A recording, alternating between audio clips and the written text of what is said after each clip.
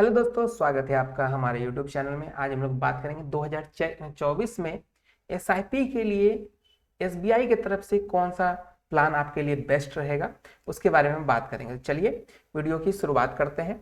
उससे पहले चैनल पे नए हैं, चैनल को सब्सक्राइब नहीं किया तो कर लीजिए और बेल आइकन भी दबा दीजिए, जिससे कि आगे जो भी वीडियो मैं अपलोड करूँ उसकी जानकारी आपको मिलती रहे। अब ये प्लान कौन सा है, इस प्लान के बारे में बताते हैं। ये है एसबीआई का लॉन्ग टर्म इक्विटी प्लान। अब जैसे नाम से ही पता है कि लॉन्ग टर्म है, मतलब लंबे टाइम के लिए आपको इसमें इन्वेस्ट करना पड़ेगा। अब लॉन्ग टाइम का मतलब कि लंबा समय के लिए आपको इन्वेस्ट करना है, तभी आप अच्छा रिटर्न ले पाएंगे। तो ऑल टाइम रिटर्न की बात पहले कर लेते हैं इसका। ये आपको 15.20% अभी तक मिला है हर साल। लास्ट 5 सालों में 17.80%, लास्ट के 3 सालों में 25.84% और पिछले साल 24% से ज्यादा का रिटर्न दिया है। अब इस बार और भी धुआंधार इसने रिटर्न दिया है 19 से 20% का सिर्फ 6 महीनों में। और इन्वेस्ट करने का जो अमाउंट है वो भी बहुत मिनिमम है, 500 रुपये आप मंथली इन्वेस्टमेंट कर सकते हैं इसमें मिनिमम। और वन टाइम करना चाहे तो 5,000 से स्टार्ट कर सकते हैं। और अभी तक इसमें पैसे 15,000 करोड़ से ज्यादा यानी 15,773 करोड़ रुपए जमा हो चुके हैं। इसकी होल्डिंग्स की बात करें तो ICI bank, HDFC bank, L&T limited, भारतीय एयरटेल और महिंद्रा एंड महिंद्रा लिमिटेड है। मतलब कि कंपनियां सब लॉन्ग टर्म, आप समझ सकते हैं, बड़ा इसमें कंपनी में इन्वेस्ट किया जाता है। अब चलिए कुछ कैलकुलेशन की बात करते हैं।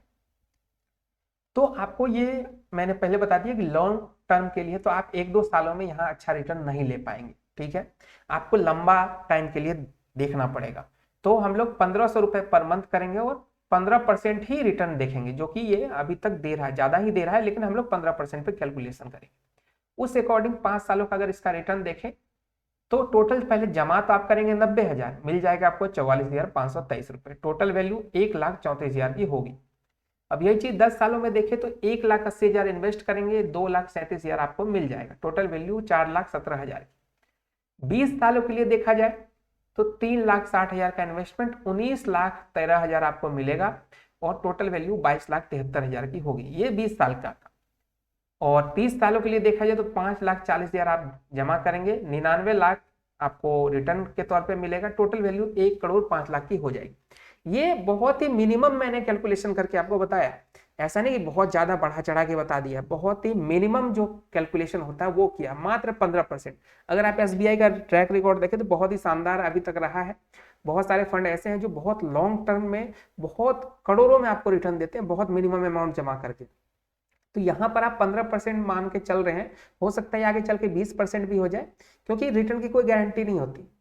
हो सकता है 1-2% कम भी मिले, लेकिन जो इसका ट्रैक रिकॉर्ड है उस अकॉर्डिंग ज्यादा मिलने की संभावनाएं ज्यादा है, ठीक है। ये सारी चीजें आप समझ गए होंगे। अब इसके कुछ प्लस पॉइंट है और माइनस पॉइंट है, वो भी आपको बताते हैं। सबसे पहले प्लस पॉइंट की बात करें, इसका जो पिछला 3 साल का रिटर्न है वो बहुत ज्यादा रिटर्न इसने 3 साल में दिया है, हाई रिटर्न है ये। अब कुछ निगेटिव पॉइंट की बात कर लेते हैं। निगेटिव पॉइंट, इसका एक्सपेंस रेशियो जो है वो 1% है। ऐसे देखा जाए तो हम लोग हमेशा 1% से कम एक्सपेंस रेशियो को ज्यादा प्रीफर करते हैं, लेकिन ये भी एकदम बॉर्डर लाइन पे है। इसको निगेटिव पॉजिटिव आप दोनों में रख सकते हैं।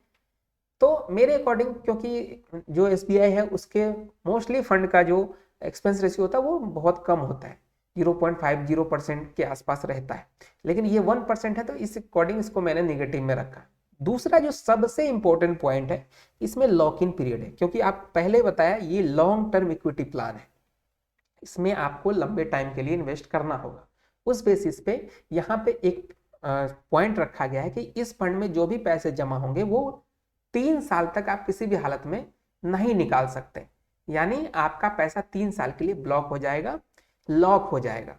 आप जब भी इस पैसे को निकालना चाहेंगे तो मिनिमम 3 साल आपको रुकना पड़ेगा। जिस दिन से आपने ये स्टार्ट किया है प्लान, उस दिन से 3 साल तक आपको रुकना ही पड़ेगा। ये सबसे इंपॉर्टेंट चीज यहाँ पे पॉइंट आपको ध्यान में रखने वाली है। अगर आप 3 साल तक अपने पैसे को बिना छुए रख सकते हैं तो आप इस फंड में इन्वेस्ट कीजिए। और एक तरह से देखा जाए तो ये एक पॉजिटिव चीज भी होता है कुछ लोगों के लिए, क्योंकि अगर वो लोग ज्यादा खर्चीले होते हैं तो पैसे बैंक से निकाल निकाल के भी कर लेते हैं या कोई फंड को तुड़वा के कर लेते हैं, तो वहां उन लोगों के लिए एक प्लस पॉइंट हो जाएगा कि वो निकाल ही नहीं सकते, तो वो एक सेफ अमाउंट आपका पड़ा हुआ रहेगा। तो एक फायदेमंद चीज भी है, लेकिन कुछ लोगों को बहुत इमरजेंसी हो जाती है तो वहां पे एक नेगेटिव पॉइंट हो सकता है। तो ये थी इस फंड की पूरी डिटेल अपडेट।